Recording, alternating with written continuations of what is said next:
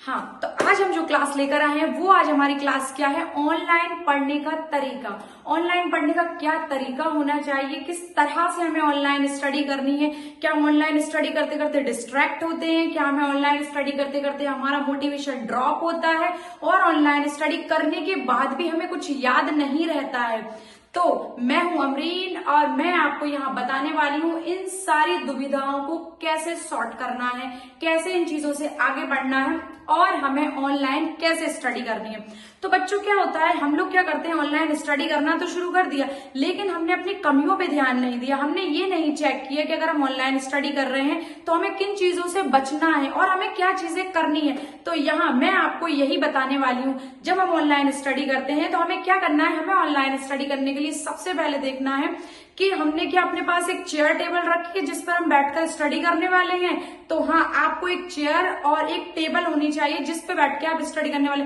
और सबसे इंपॉर्टेंट चीज कि आपको अपने मोबाइल में सारे सोशल मीडिया के जो जो ऐप है उन सब के नोटिफिकेशन बंद करने, क्योंकि हमें पता ही नहीं चलता जब हम ऑनलाइन क्लास लेने के लिए बैठे हुए हैं और कहाँ से एक मैसेज आया और हम उस मैसेज के अंदर जाकर हमने अपने 2 घंटे बर्बाद कर दिए, हमें पता नहीं चलता।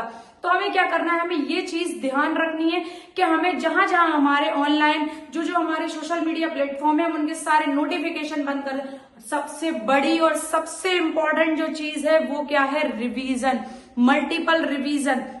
अगर आप एक ऑनलाइन क्लास लेते हो, सारी चीजें करते हो, तो आपको क्या करना है, आपको अपना रिवीजन का फोकस करना है। सबसे ज्यादा हमें करना है वो करना है हमें रिवीजन। और दूसरी चीज, हमने ऑनलाइन क्लास लेना तो शुरू कर दी मैम, लेकिन क्लास 2 घंटे 3 घंटे क्लास लेने के बाद मेरा जो मोटिवेशन है वो ड्रॉप हो गया, मुझे समझ में नहीं आ रहा है कि मेरा होगा कि नहीं होगा। तो नहीं, हमें ये नहीं सोचना। हर वक्त हमें एक चीज अपने दिमाग में, अपने ब्रेन में सेट करके रखनी है कि मेरा ही होगा। वो जो एक सीट के लिए भी एग्जाम हो रहा है, 500 सीट आएंगी, जो 300 सीट आएंगी, उनमें से मैं एक सिलेक्टेड बंदी या बंदा हूं जो सीट उठाने वाला हूं। ठीक है, तो हमें क्या करना है, सबसे पहले हमें क्या करना है, हमें अपने पास एक चेयर टेबल रखनी है, नोटिफिकेशन बंद करने हैं और हमें रिवीजन पर पूरा फोकस करना। क्या होता है बच्चों, सब सारे ऐसे कोई बच्चे नहीं, ऐसा कोई स्टूडेंट नहीं है जो ऑनलाइन नहीं पढ़ता। सारे बच्चे ऑनलाइन स्टडी कर रहे हैं, हर एक इंसान ऑनलाइन स्टडी कर रहा है। लेकिन प्रॉब्लम कहाँ आती है, प्रॉब्लम यहाँ आती है कि हमने ऑनलाइन के ऐप तो ले लिए, सब्सक्रिप्शन तो ले लिया, या हम यूट्यूब से पढ़ रहे हैं लेकिन हम क्लासेस पूरी नहीं कर रहे हैं, है ना। 10 जगह से हमने ऑनलाइन के सब्सक्रिप्शन लेके रखे, पर क्या है, क्योंकि वो क्लासेस हमारी 4 घंटे की हैं, है ना, और हम उनको बैठे। तो आपको क्या करना है, उन 4 घंटे की क्लासेस को मैनेज करना है। ओके, इस पे फोकस करना है कि ये जो 4 घंटे की क्लासेस है उसमें से हमें उस वक्त अपने साथ एक नोट्स, एक कॉपी और एक पेन लेकर रखना है। जो इंपॉर्टेंट फैक्ट्स है, पूरी 40 मिनट 45 मिनट की क्लास में मुश्किल से 1 पेज जो निकल कर आता है, जो हम नोट्स बनाते हैं, वो सबसे इंपॉर्टेंट होता है। प्री के पॉइंट ऑफ व्यू से देखो या मेंस के पॉइंट ऑफ व्यू से देखो या फिर आप वनडे एग्जाम के पॉइंट ऑफ व्यू से देखो, तो आपको क्या करना है, आपको अपने साथ एक नोट्स रखने हैं जो आप क्लास लेते टाइम उसको नोट डाउन करते जाओगे। और जस्ट आपने जैसे ही अपनी क्लास कंप्लीट की है, आपको उसके तुरंत बाद उसका रिवीजन करना है।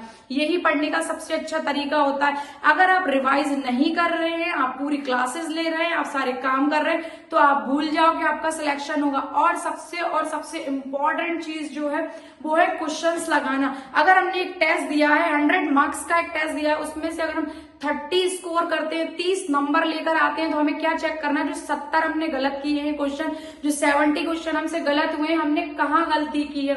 और उस नेक्स्ट टेस्ट में हमें क्या करना है, जो अगला टेस्ट होने वाला है, उन 70 क्वेश्चन की गलतियां निकालकर हमें उनको सही करना है।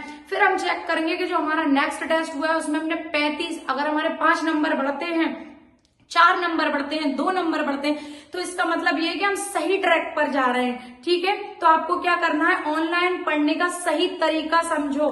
ये नहीं करना है कि कचड़ा नोट और पीडीएफ नोट्स ये सारी चीजें इकट्ठी नहीं भैया। एक चीज से पढ़ो लेकिन एकदम पक्का पढ़ो। जैसा कि हर कोई एक ही बात बोलता है, हर सिलेक्टेड बंदा, हर टीचर एक ही बात बोलता है, एक ही जगह गड्ढा करना है। 4 जगह गड्ढे करने से सबसे अच्छी चीज है कि आप एक जगह इतना गहरा गड्ढा करोगे वहां से पानी निकल आए। तो हमें यही करना है, हमें 10 जगह के नोट्सों से नहीं पढ़ना, 10 टीचरों से नहीं पढ़ना। जिसका अगर आप सब्सक्रिप्शन ले चुके हो, जिससे पढ़ रहे हो, आप उसी से पढ़ो। जिन नोट्सों को आपने शुरू से प्रेफर किया है उन्हीं को पढ़ो। अगर आपको कोई कमी या पेशी लगती है तो आप उन्हीं नोट्सों में अपनी चीजों को मेंशन करो, लेकिन अपने सोर्स चेंज मत करो। ओके, तो हमें कैसे पढ़ना है मैंने आपको समझा दिया है। अगर आपको मेरी वीडियोस अच्छी लगती हैं, आपको मजा आता है, तो प्लीज आप मेरी वीडियो को सब्सक्राइब करें, चैनल को, और वीडियो को लाइक करें।